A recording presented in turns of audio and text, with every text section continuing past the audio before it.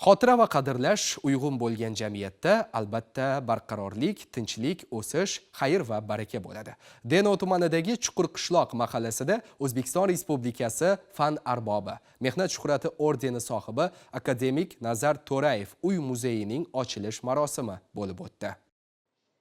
Nazar To'rayev 1938-yil 19-mayda Surxondaryo viloyati Denov tumanida tug'ilgan. Yaqinlarining aytishicha, bu inson yoshligidan ilm-fanga qiziqishi va izlanishi bilan ajralib turgan. Maktabni muvaffaqiyatli tamomlagach, 1961-yilda Samarqand davlat universitetining fizika fakultetini bitirgan. Bu davr uning ilmiy faoliyatidagi birinchi qadamlari uchun asos bo'lgan. O'zbekistonda ilm-fan rivojiga ulkan hissa qo'shgan buyuk olimlardan biri Nazar To'rayevning fizika sohasidagi tadqiqotlari, ilmiy rahbarligi va ijtimoiy faoliyati mamlakatimiz tarixida o'chmas iz qoldirdi. Nazar To'rayev 1980-yilda fizika matematika fanlari doktori ilmiy darajasini olish uchun dissertatsiyasini muvaffaqiyatli himoya qildi va 1982-yilda professor unvoniga sazovor bo'ldi. 1988-yilda O'zbekistonda xizmat ko'rsatgan fan arbobi unvoni bilan taqdirlandi. 2000-yilda u O'zbekiston Fanlar akademiyasining haqiqiy a'zosi etib saylandi. Bu uning ilmiy faoliyatini yuqori baholashning yana bir tasdig'i edi. Bugun akademik Nazar To'rayev tug'ilib o'sgan Chuqurqishloq mahallasidagi xonadonda yuzlab ilm ahllari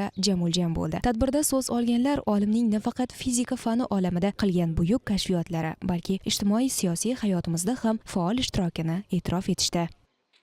Bugungi ochilgan uy muzeyi butun ilmiy tadqiqotchilar, olimlar barcha uchun bir ma'naviy, ma'rifiy o'choq deb hisoblaymiz. Kelajakda bo'ladigan olimlarimiz domlani hayot yo'llarini, qanday sharoitda yashadi, to akademik darajasiga borgunlarigacha qanaqa mashaqqatli yo'llarni bosib o'tganligi, domlani umr davomida yozgan kitoblari, qilgan ishlarini mana shu muzeyda ko'rish mumkin. Darhaqiqat, olimning hayoti, ilm-fan va ta'lim sohasiga bag'ishlagan umri, xizmatlarini xalqimiz qadrlaydi. Ustozning bevosita mehnati va rahbarligida 4 nafar fan doktori, 12 nafar fan nomzodlari izlanishlarini davom ettirmoqda.